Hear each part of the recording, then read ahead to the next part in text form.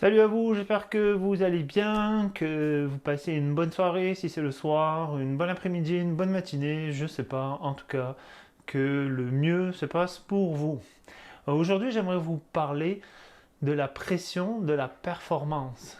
La plupart d'entre vous m'ont dit que la majorité de leur stress venait de cette pression de la performance, du fait de toujours devoir performer en plus avec des tâches qui se multiplient.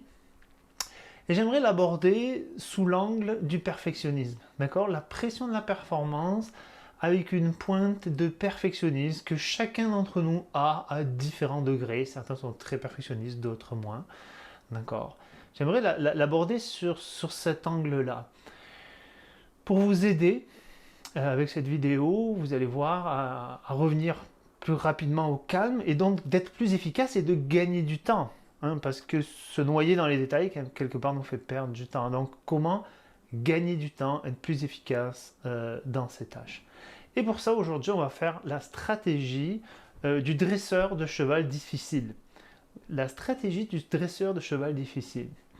J'ai la chance d'avoir suivi un dresseur de cheval avec qui j'ai énormément discuté. Et puis, en lisant un bouquin, justement, il parlait de cette stratégie-là. Et j'ai dit, mais oui, mais c'est exactement ça que me disait mon coach de cheval. Fait que j'aimerais vous partager ça. Vous allez voir, c'est extraordinaire. La première chose, première étape, d'accord, face au stress de la performance, la première étape, c'est de rester logique. D'accord?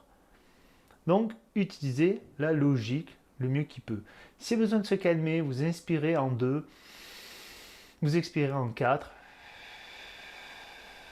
Donc, bref inspire, long expire, vous calmez et vous cherchez la logique, vous cherchez la structure. D'accord? Ça, c'est la première chose. Avec un cheval, c'est ce qu'on cherche. Rester logique avec lui.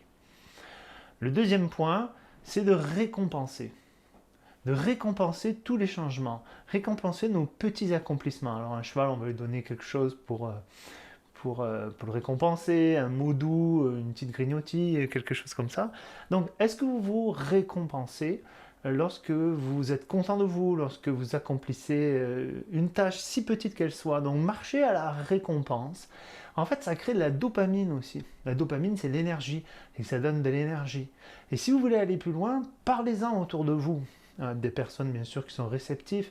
Dites, aujourd'hui j'ai fait ça, je suis content, aujourd'hui je fais ça. Dès que vous racontez votre fierté, vous sécrétez de la sérotonine. D'accord? Et la sérotonine, ce qui fait qu'on est de bonne humeur, c'est surtout ce qui fait que ça nous donne l'impression d'être au-dessus de nos affaires.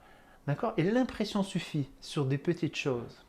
Donc, étape 1, rester logique. Étape 2, récompenser.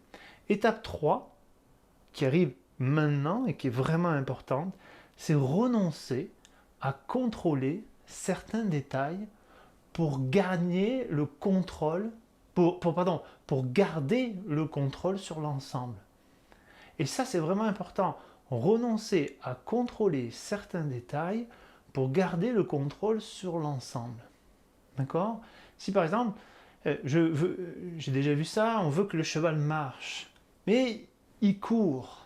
D'accord? Mais il court, il trotte un peu sur place.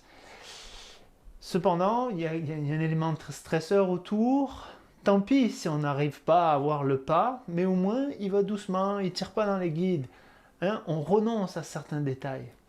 Et pareil dans vos tâches, à quoi pouvez-vous renoncer à certains détails pour garder le contrôle sur l'ensemble, au niveau de l'échéance, sur la qualité de l'ensemble, et pas le focus qui va noyer l'ensemble. C'est intéressant. C'est intéressant aussi dans la relation avec votre patron, votre supérieur ou vos employés, je ne sais pas, ou vos amis. À quel détail vous renoncez pour garder le contrôle sur l'ensemble de la relation. D'accord? Ça enlève du stress. Et le dernier point qui est vraiment important aussi, c'est d'éviter la friction. Mon coach me disait toujours, si tu vois qu'avec son cheval, aujourd'hui avec ton cheval, ça marche pas, il n'y a rien qui fonctionne et que tu commences à te fâcher, puis lui aussi, et ben, tu rentres à l'écurie, tu fermes et tu recommences le lendemain.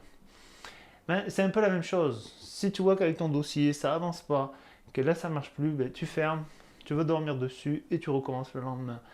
C'est vraiment d'éviter les frictions. Et ça vaut aussi pour les relations. C'est vraiment intéressant. Si tu vois que ça ne va pas passer avec ton enfant à ce moment-là, si tu vois que, bon, ben, laisse faire et tu reprendras le lendemain. Ok, donc, en récapitulation, pour baisser la pression de la performance, pour gagner du temps et être plus efficace, les 4 étapes du dresseur de cheval: 1. Restez logique. 2. Récompensez-vous. 3. Renoncez à contrôler certains détails pour favoriser l'ensemble, pour garder le contrôle sur l'ensemble. Et finalement, 4. Si vous sentez que vous arrivez à la friction, arrêtez, prenez une pause, respirez et recommencez après. Alors, j'espère que ça vous a été utile autant qu'à moi. Moi, ça a fait une grande différence dans ma vie, vous ne pouvez pas savoir.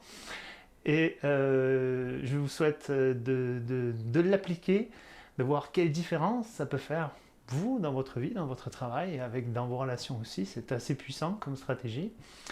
Et aussi, partagez-la à des amis, partagez à vos amis, mettez-moi un like pour que ça soit vu par le plus de monde possible, afin que la bonne nouvelle se répande. Allez, salut, je vous dis à bientôt et pour une prochaine épisode. Tais-toi, Sébastien. Allez, je t'en...